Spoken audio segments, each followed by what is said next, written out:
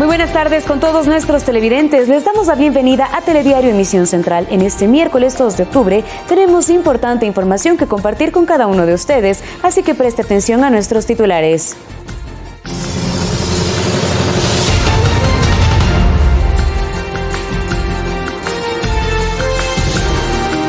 Y esta tarde llegará a la Asamblea Nacional las reformas económicas y laborales. El Ejecutivo propone mesas de diálogo sobre las medidas adoptadas. Diversas reacciones se generan tras las medidas económicas que anunció el presidente de la República, Lenín Moreno. Los exportadores bananeros aplauden la decisión de reducir el impuesto único al banano. Consideran que aumentará la competitividad del país. Y en lo internacional continúa la crisis política en Perú. Mercedes Araoz renunció a la vicepresidencia, mientras la Organización de Estados Americanos sugirió que el Tribunal Constitucional debe opinar sobre la legalidad de las decisiones institucionales adoptadas en las últimas horas. Y en los deportes, Ecuador ya tiene su nómina para enfrentar a Argentina. El técnico de la selección nacional, Jorge Célico, dio a conocer la lista de futbolistas convocados para el partido de la fecha de la FIFA del próximo 3 de octubre en España.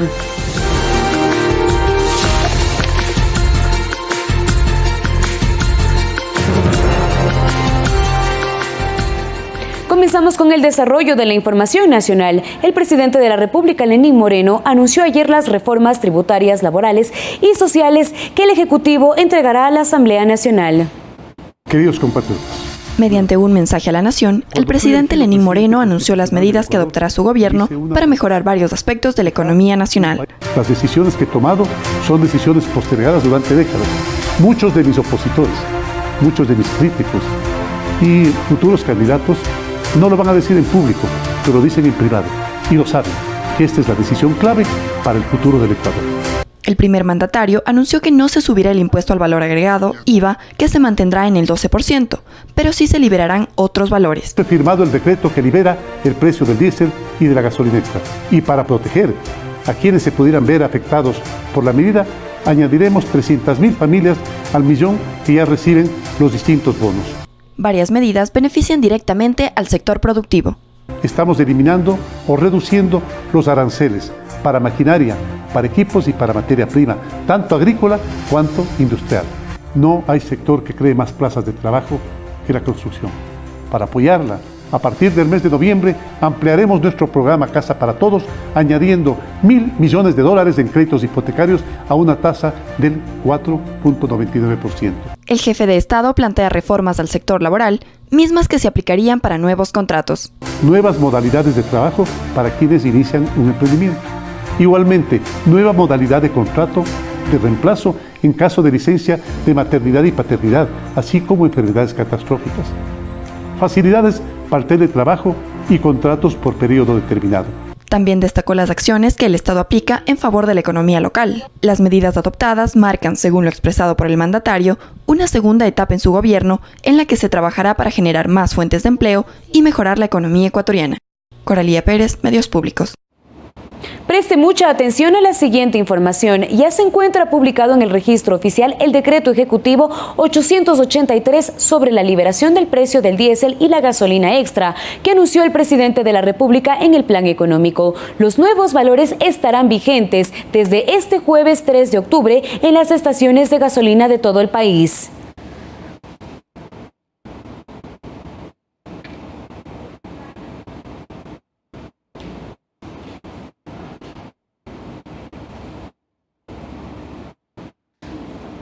Y tras el anuncio de la liberación de los precios de los combustibles, la ministra de Gobierno, María Paula Romo, informó que se prepararán operativos para evitar la especulación en los precios de los productos de primera necesidad y en los pasajes del transporte interprovincial. Indicó que a través de la línea telefónica 1-800 Lo Justo se receptarán las denuncias.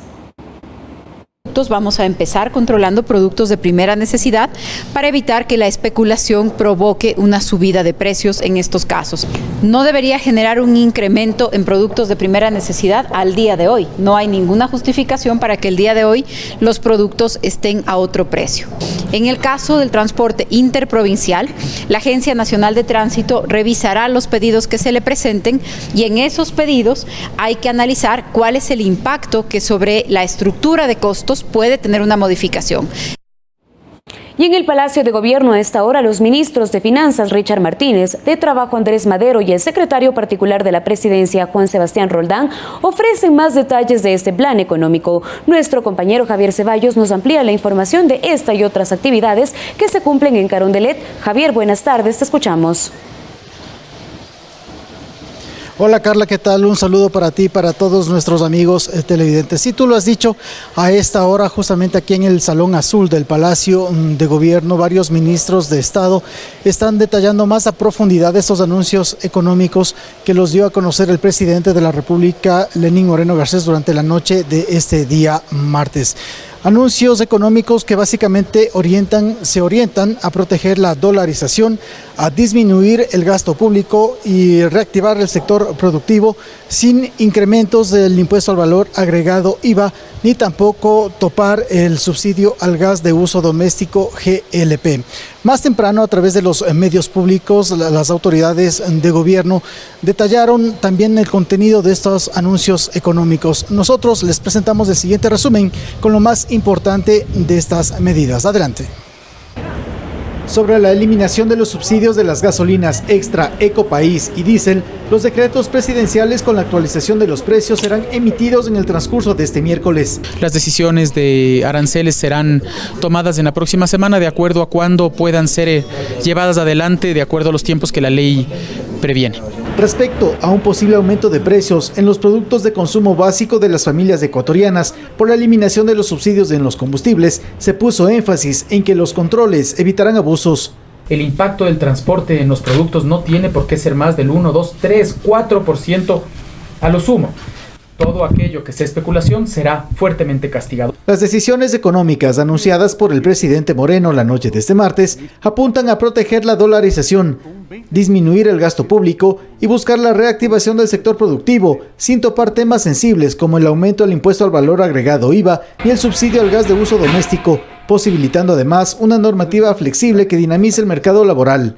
Aspiramos la mayor cantidad del número de trabajadores que se puedan vincular, que de estos 5 millones de trabajadores que hoy se encuentran en la informalidad y el subempleo, que no cuentan con la plenitud de derechos, se puedan incorporar de manera inmediata lo más pronto posible al mercado laboral con plenitud de derechos.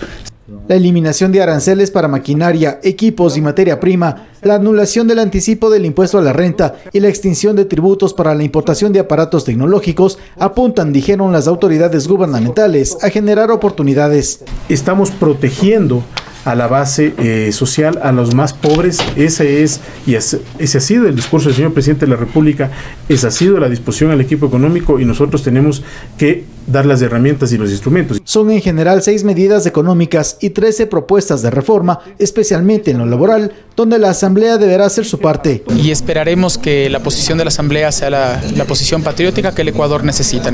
Decisiones económicas donde el gobierno estará abierto a escuchar a diferentes sectores que desde ya expresan su abierta oposición. Eso sí, dijeron las autoridades de gobierno que no darán paso a la anarquía y al caos que afecta a la producción del país. Javier Ceballos, Medios Públicos. Como datos complementarios a estos anuncios, hace pocos instantes el ministro de Economía, Richard Martínez, ha señalado que por concepto de eliminación de los subsidios a las gasolinas Extra, Ecopaís y Diésel, el Estado obtendrá recursos por el orden de los 1.546 millones de dólares. También se ha anunciado que tendrán o se impondrá tarifa cero a todos los insumos médicos para las personas enfermas con diabetes.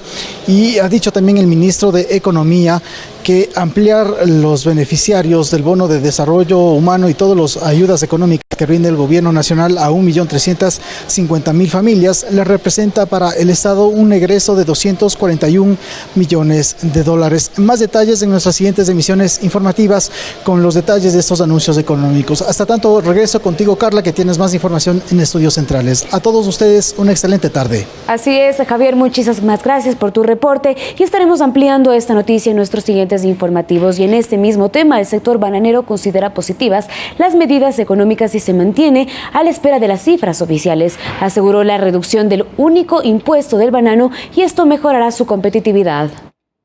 El objetivo es más trabajo, más emprendimientos y mejores oportunidades. Tras el anuncio de la reducción del impuesto único al banano, las reacciones no se han hecho esperar. El ministro de Agricultura, Javier Lasso, señaló en Twitter que será una válvula de alivio, mientras los exportadores comparten este criterio y afirman que evitará la doble tributación. Pagaba el sector productor y el sector exportador pagaba nuevamente sobre la caja, que en este caso es lo que el gobierno nacional ha aceptado nuestra postura que la hemos venido defendiendo por mucho tiempo. Según cifras de AEB, en 2018 se exportaron 350 millones de cajas de banano y por impuesto pagaron cerca de 70 millones. Simplificar el impuesto único al banano significaría un ahorro, pues este tributo aumenta 16 centavos al valor de la caja. Porque es lo que nosotros habíamos solicitado, pero vamos a ver lo que finalmente está en el texto de la ley. Consideran positiva la decisión de reducir los aranceles a la importación de maquinaria agrícola, pues reduciría costos de producción. De igual manera, la disminución a la mitad del impuesto a la salida de divisas,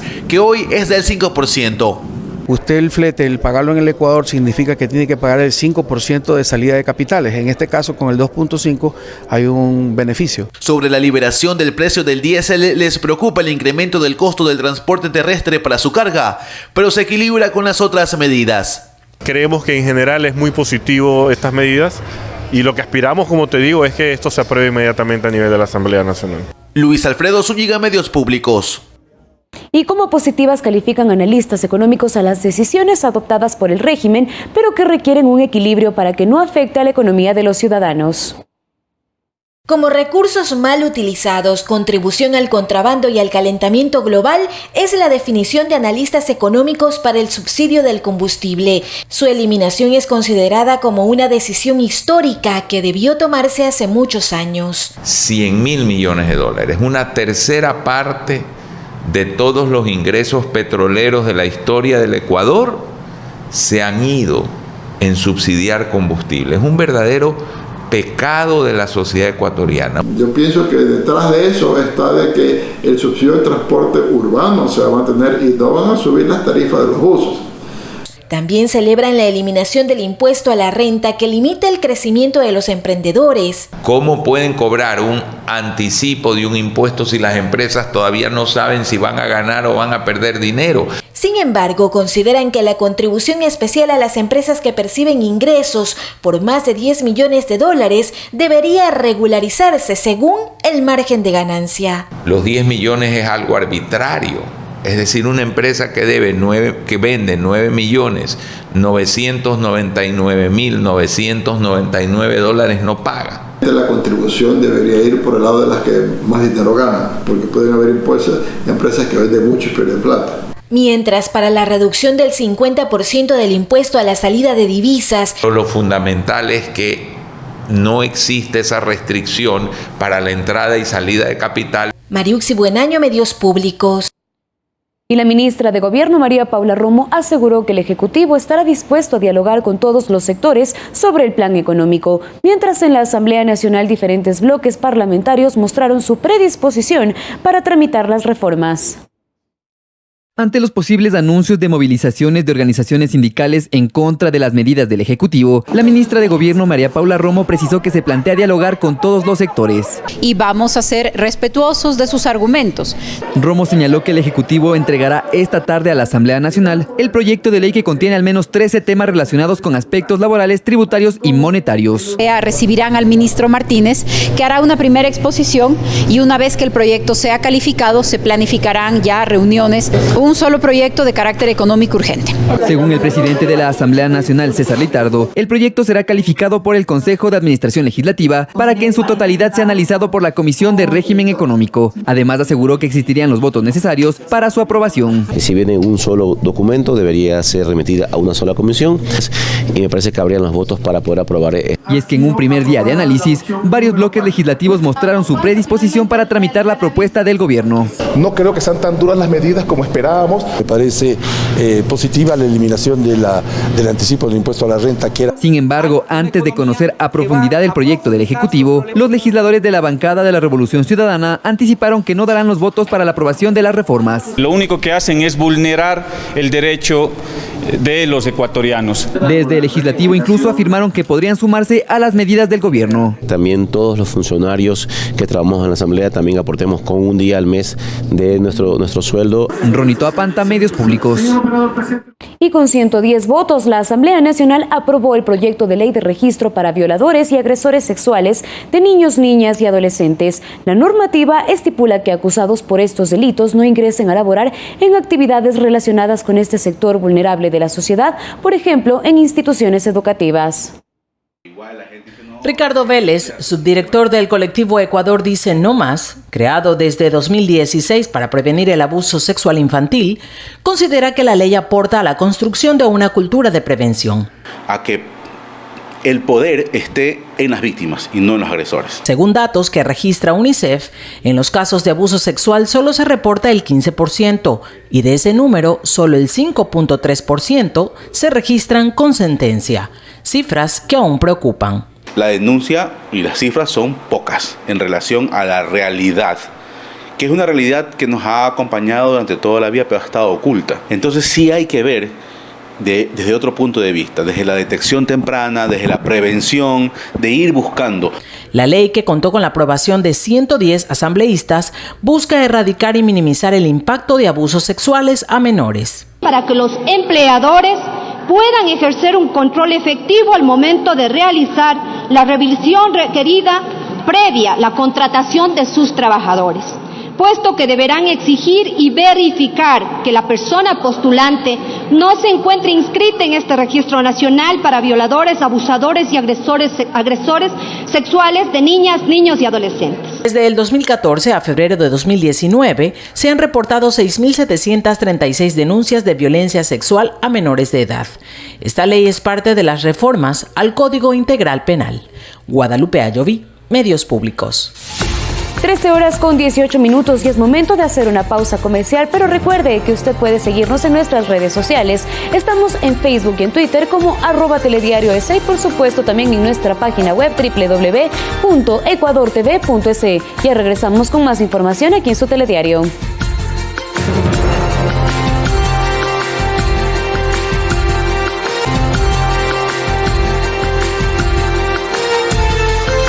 Continuamos con más noticias aquí en su telediario. Agricultores de Tizaleo en la provincia de Tungurahua buscan mejorar la producción de frutas a través de préstamos de Ban Ecuador para la tecnificación de sus cultivos.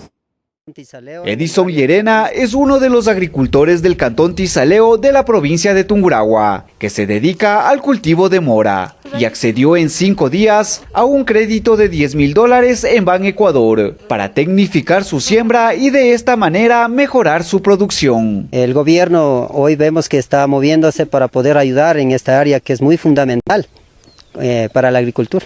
Para Jaime Toapanta, el contar con un seguro agrícola les evita pérdidas económicas por los cambios de temperatura que destruyen los cultivos. Pero pues ahí seguimos con empeño y con mucha lucha tratando de seguir en adelante como emprendedores, trabajadores y productores. El mejorar el sector agrícola con los créditos que otorga Ban Ecuador permite generar recursos económicos en el sector rural. Animales pequeños como los cuyes, los conejos. Para los agricultores, el acceder de forma rápida a los créditos evita que los jóvenes abandonen los campos y migren a las ciudades. Máximo Barba, Medios Públicos. A través del programa Ilumina tu Barrio, que se ejecuta hace 2 años en la provincia de El Oro, el gobierno nacional invierte $2.8 millones en obras de iluminación que sirven para mejorar el estilo de vida de los ciudadanos y aportan a una mejor seguridad. 1.680 familias de los barrios del noreste de Machala son los que se benefician de la entrega de alumbrado eléctrico. La georreferencia de estos sectores los ubican como lugares de riesgo. Era feo, sinceramente era muy feo, estaba muy oscuro, uno no podía ni caminar. De tal manera que el alumbrado aporta la seguridad de las familias. Ya con esto ya podemos los padres mandar tranquilamente a los niños a las tiendas más cercanas, porque antes no podíamos por eso, porque es muy peligroso lo que es el barrio aquí. El gobierno nacional, por medio de CENEL EP Unidad Negocio El Oro, ha invertido $73 millones desde el 2007 hasta el presente año, mediante la ejecución de varios proyectos de electrificación como FERUN, PMD y Plan Red, además de programas emblemáticos como PEC e Ilumina tu Barrio, con $2.8 millones. El objetivo primordial que tiene esta obra es mejorar obviamente la iluminación de los sectores, contribuir a una mejor seguridad, a una mejor calidad de vida de la gente. Con una inversión de $21.000 aproximadamente, esto es para dar seguridad a la población. Adicional, en la provincia se han entregado 3 subestaciones de servicio eléctrico con una inversión de $7 millones. El Servicio Nacional de Gestión de Riesgos y Emergencias, a través de las universidades, desarrolla encuentros con las autoridades municipales para construir los planes de ordenamiento territorial con énfasis en la prevención de desastres. Hasta mayo de 2020, todos los municipios del país deben tener su plan de ordenamiento territorial actualizado y en plena ejecución. Ese plan obligatoriamente debe incluir un capítulo especial referente a la gestión de riesgos, en el que exista un análisis de amenazas y de vulnerabilidad. Según el Servicio Nacional de Gestión de Riesgos y Emergencias, los 221 municipios deben asumir esta responsabilidad. Porque si hay gente pobre que se sigue asentando en lugares no adecuados, construyendo con materiales no adecuados, en el tiempo lo que va a pasar es, se va a ver afectada. Puede morir él y su familia. Quedan 7 meses para que se cumpla el plazo y el número de gobiernos locales que no cumple es preocupante. De los 20 planes de desarrollo que nosotros cogimos como pilotos para evaluar, aproximadamente 8 transversalizaban la gestión de riesgos y los 12 no. Pero para el catedrático Fernando Pauta, la elaboración de una correcta política de prevención local debe tener la asesoría del ente rector nacional. Para que todos trabajemos en un mismo marco institucional y podamos además crearnos instancias de cooperación entre las propias municipalidades, porque entendamos que este tipo de fenómenos no tienen nada que ver con nuestros límites político-administrativos. Por eso, desde la academia se impulsan talleres y encuentros entre autoridades nacionales, locales y docentes para cumplir el objetivo. Con un ordenamiento territorial adecuado, con un control de los municipios, yo creo que podemos disminuir considerablemente la pérdida de vidas humanas. César Tacuri Vintimilla, Medios Públicos. Cambiamos de tema. Para descongestionar los hospitales del país y brindar un servicio de calidad, el Ministerio de Salud trabaja en fortalecer el conocimiento en los ciudadanos sobre el triaje de emergencia.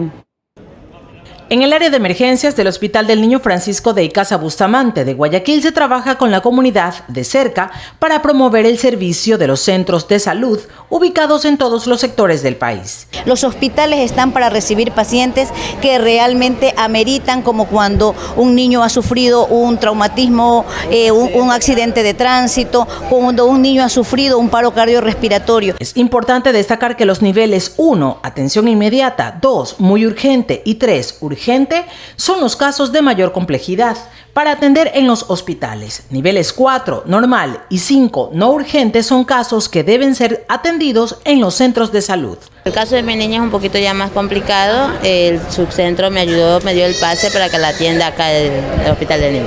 Lo primero es tener un poquito de paciencia y poder acercarse al centro de salud para que nos ayuden y con calma nos manden para acá los hospitales que nos corresponden. Es demasiado. Es demasiado. Y es perder el tiempo, también pasar mucha situación, mucho tiempo. Entonces ese tiempo que va a pasar aquí lo puedo ganar ahí en el centro de salud.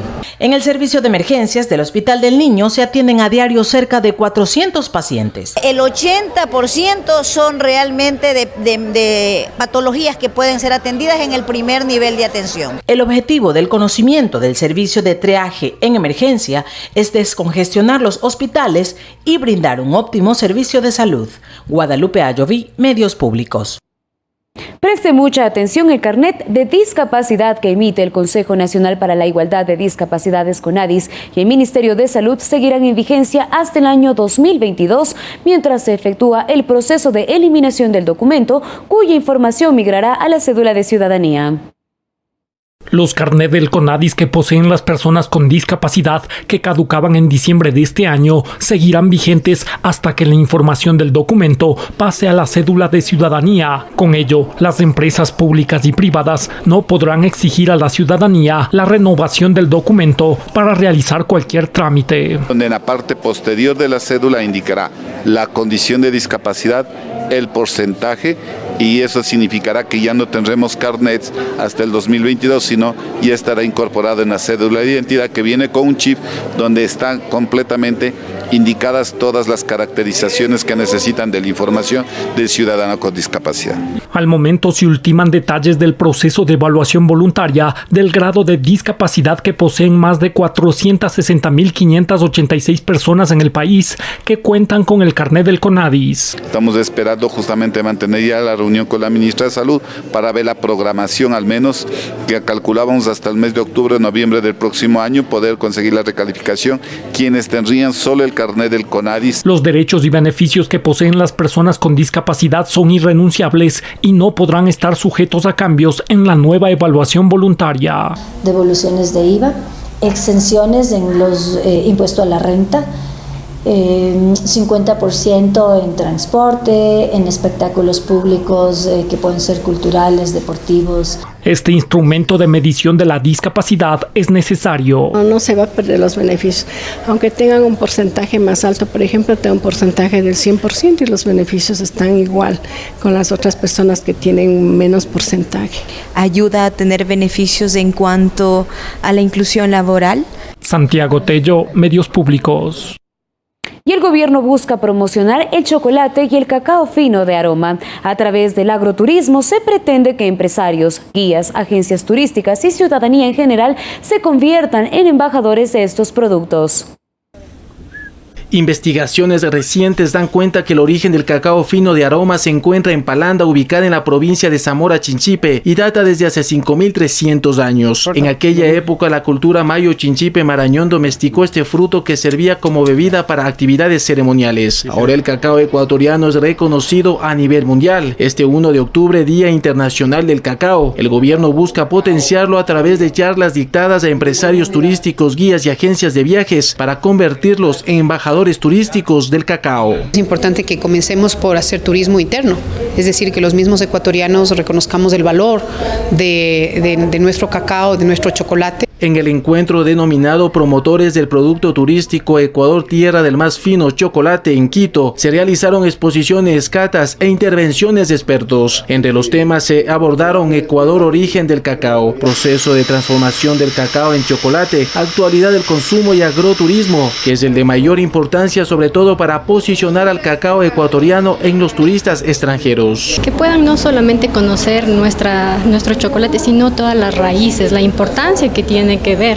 el cacao ecuatoriano, el fino de aroma en el mundo. Para cumplir este objetivo, el Ministerio de Turismo ha diseñado algunas rutas para visitar por 2 días varias haciendas y quintas cacaoteras. En el trayecto, los turistas conocerán sobre el proceso de cosecha, elaboración y producción del cacao y del chocolate. Llegan a Ecuador, llegan con una expectativa muy grande de saber que vienen al país de donde se produce aquí el cacao. Juan Carlos Figueroa, Medios Públicos. En otra información, la compañía mexicana Interjet inicia sus operaciones en el país con el vuelo inaugural México-Cancún-Guayaquil. A finales de octubre, la ruta tendrá un vuelo directo a Quito. Interjet contempla ofertar 4.200 asientos semanales con vuelos operados con aviones Airbus A320, con la más alta tecnología y capacidad para 150 pasajeros. Fue el apoyo y la visión que tuvieron los gobiernos tanto de México como del Ecuador en el sentido de la eliminación de la visa para visitantes. En nuestra experiencia, eso es algo que contribuye a que los tráficos crezcan aún más, que hay una oportunidad muy grande para fomentar tráfico de negocios. Va a implicar la posibilidad de que los empresarios turísticos, hoteleros puedan empaquetar sus productos utilizando las buenas tarifas que da Interjet. Una conectividad aérea que permite atraer inversiones, impulsar el intercambio productivo, comercial y dinamizar el turismo. Guayaquil hoy es un destino nacional e internacional y un destino que camina con paso fuerte a ser líder en negocios. Se lo vea siempre, no solo como un aeropuerto de Guayaquil, sino como lo que es una puerta de ingreso al país, una puerta de servicio al país. La aerolínea mexicana llega a 24 destinos internacionales en 10 países y cumplirá la ruta Ciudad de México-Guayaquil-Cancún. El próximo 29 de octubre abrirá operaciones en la ruta Ciudad de México-Quito-Ciudad de México con un vuelo diario. Mariuxi Buenaño, Medios Públicos. Y cada 1 de octubre se conmemora el Día del Pasillo. Aficionados a la música se congregaron en el Museo Municipal de Guayaquil para recordar al Ruiseñor de América, Julio Jaramillo. Guayaquileña, linda florcita de primavera. Julio Jaramillo le ha dado a Guayaquil proyección internacional en la música. Y lo que hace que se mantenga vivo es que cantó a la cuerda del sentimiento de los pueblos. Al amor, al desamor, al dolor, a la ausencia, a la ciudad. El hacer sentir, el expresar a través de su voz lo que otros quieren decir y no pueden, eso es lo que lo hace a él inmortal. Para recordar su legado, varios aficionados se reunieron en el Museo Municipal de Guayaquil. Muy acertado en este tiempo que se necesita realzar el espíritu y maravilloso.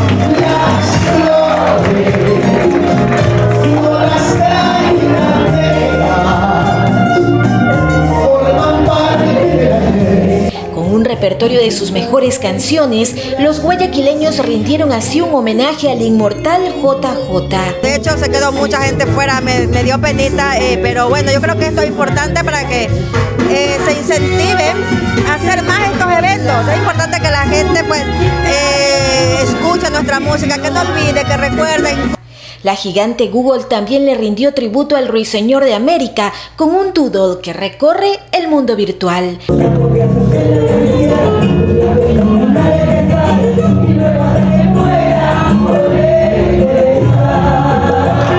Mariuxi Buenaño, Medios Públicos.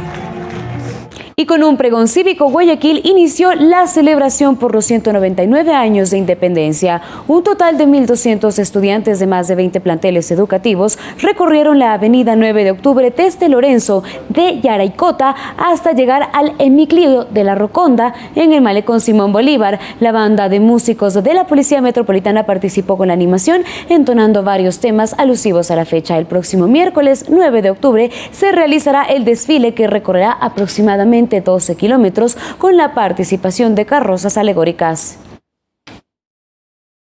Es el 1 de octubre, es el gran pregón cívico que abre las fiestas de la ciudad, anunciando 199 años de independencia, diciéndoles a los guayaquileños, a los ecuatorianos, que estamos a un año del Bicentenario, vamos camino al Bicentenario y Guayaquil celebra lo grande, diciéndoles a todos lo que va a ser esa fiesta.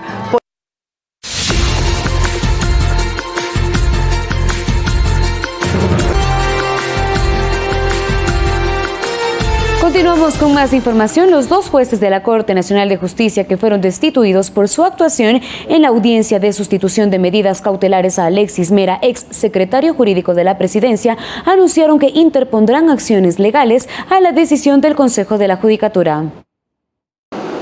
El Consejo de la Judicatura notificó la sanción de destitución del cargo a los jueces de la Corte Nacional de Justicia Edgar Flores y Luis Enríquez por la vulneración del derecho al debido proceso y a la seguridad jurídica y por incurrir en negligencia manifiesta. Ellos participaron en la audiencia en la que se cambió la medida de prisión preventiva por arresto domiciliario contra el exsecretario jurídico de la Presidencia Alexis Mera, procesado en el caso Sobornos 2012-2016. Por el simple hecho de haber aplicado la Constitución. Para mí eso no es una sanción, más bien es una condecoración. Nosotros vamos indudablemente a acatar aquello porque no podemos entrar en contradicción. La infracción administrativa tuvo origen en una queja que plantearon el 4 de julio pasado la fiscal Diana Salazar, el contralor Pablo Celi y el delegado de la Procuraduría Marco Proaño por el accionar de los servidores judiciales en este caso. Pidió la aclaración y ampliación y asimismo se le dio respuesta oportuna conforme a la ley. Lamentablemente confundió el proceso penal con materias no penales. No pueden las instituciones como la señora fiscal general del Estado actuar por pasiones. Eso está mal. Anunciaron que plantearán una acción de protección, una reconsideración de la decisión por la vía administrativa y no descartan acudir a la Comisión Interamericana de Derechos Humanos. En lo personal, yo una y mil veces lo he dicho, si yo fuera juez correísta, no hubiese sentenciado a Jorge Glass. Yo no tengo por qué hablarlo. Ingresamos durante ese periodo y creo que todos estamos en ese andamiaje. Hemos tomado decisiones jurisdiccionales. A través de un comunicado, el Consejo de la Judicatura señaló que la decisión se basa en su tercer eje, que corresponde a la gestión a la independencia judicial y su facultad de control disciplinario. Valeria Villarroel, Medios Públicos. Y por pedido del Departamento de Justicia de Estados Unidos en Quito se realiza la extracción de información de 600 dispositivos electrónicos que habrían sido incautados en la Embajada de Londres en Ecuador, en la que permaneció por más de 6 años el fundador de Wikileaks, Julian Assange. La diligencia forma parte de las investigaciones por 17 delitos que investiga Norteamérica en contra del hacker, entre ellos conspiración, violar la ley de espionaje y publicar documentos militares y diplomáticos. Computadoras, pendrives, discos duros, CDs de información. Hemos dicho que se ha roto la cadena de custodia. Hace unas 2 o 3 semanas aproximadamente se entregaron parte de las evidencias por parte del embajador a la defensa inglesa de Julian Assange. Si no podemos entender de que se hayan dividido los bienes, es decir, unos que tiene la fiscalía y otros que devuelve el embajador. Se ha pedido inclusive una copia espejo de los dispositivos y el juez lo ha negado. A pesar de eso, lo van a realizar.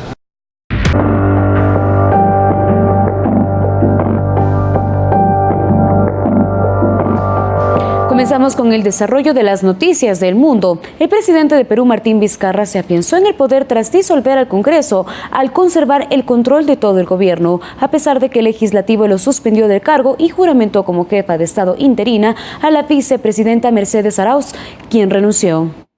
Mercedes Arauz renunció irrevocablemente a su cargo como vicepresidenta de Perú y con él al puesto de presidente en funciones del país. Según escribió en su cuenta en Twitter, la razón fundamental de su renuncia es que se ha roto el orden constitucional en Perú. Así lo expuso en su carta de renuncia dirigida al presidente del Congreso disuelto, Pedro Olaechea. Además indicó: espero que mi renuncia conduzca a la convocatoria de elecciones generales en el más breve plazo por el bien del país.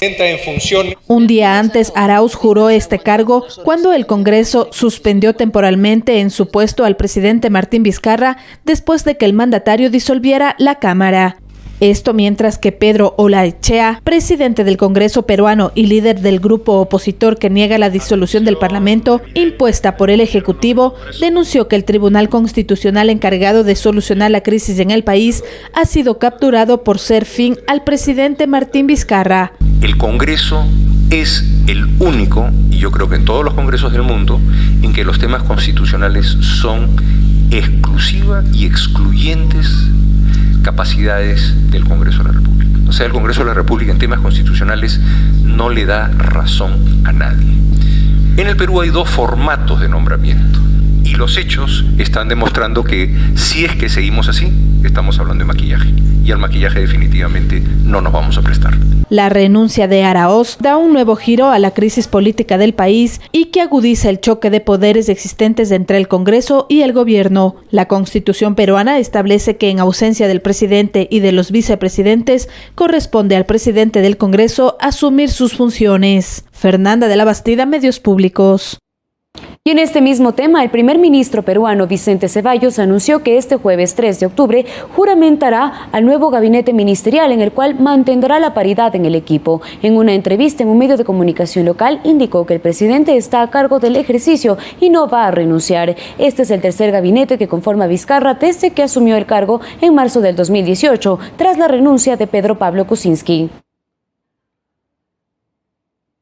Y a través de un comunicado, la Organización de los Estados Americanos se pronunció sobre la crisis de gobernabilidad en Perú, sugiriendo que el Tribunal Constitucional de la Nación Andina debe dar su opinión sobre la legitimidad de las decisiones institucionales adoptadas en las últimas horas. Además, debe pronunciarse sobre las diferencias que pudieran existir en la interpretación de la Constitución conforme a las acciones y planteos que realicen los actores políticos al mismo.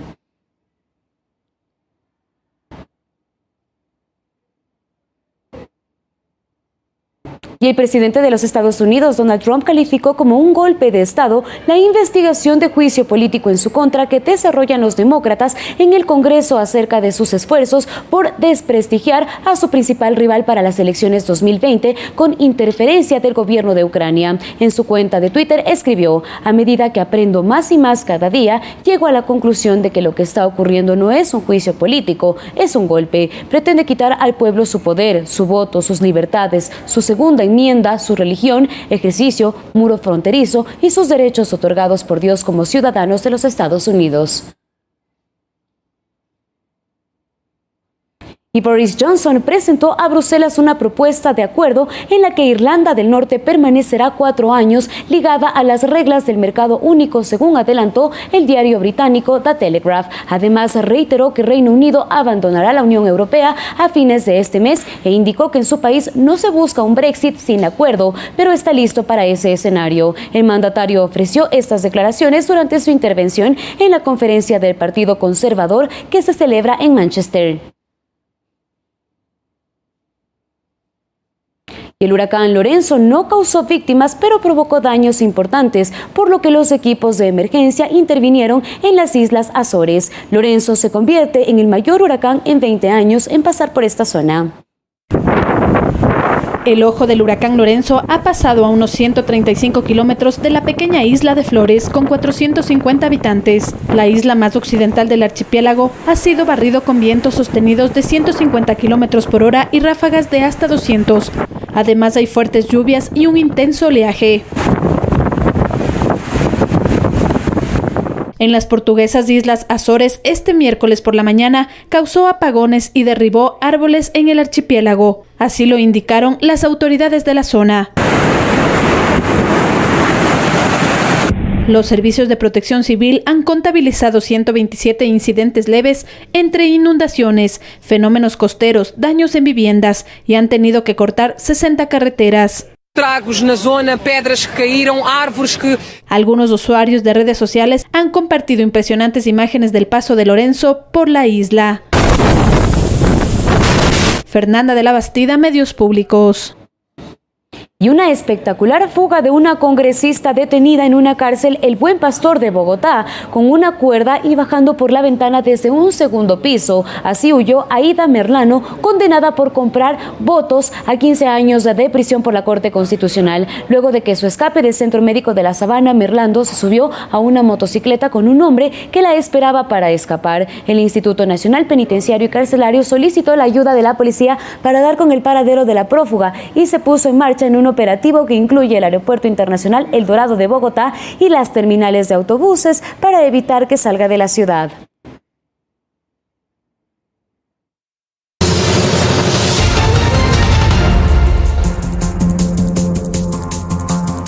Mientras tanto, en Colombia se rescató a 3 náufragos que flotaban en costales llenos de cocaína. Y en Estados Unidos, un avión de la Segunda Guerra Mundial se estrelló y 2 personas murieron. El detalle de la información en nuestro segmento El Mundo Ahora.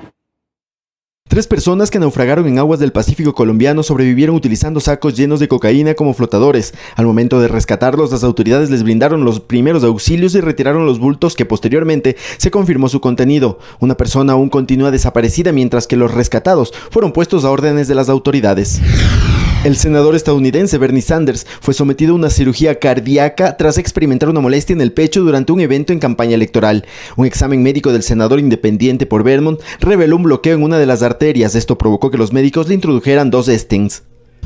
Un avión bombardero de la Segunda Guerra Mundial se estrelló cerca del aeropuerto internacional Bradley, al norte de la ciudad estadounidense de Hartford, en Connecticut. Hasta el momento se reportan 2 personas muertas y al menos 6 heridas que fueron trasladados a un hospital local.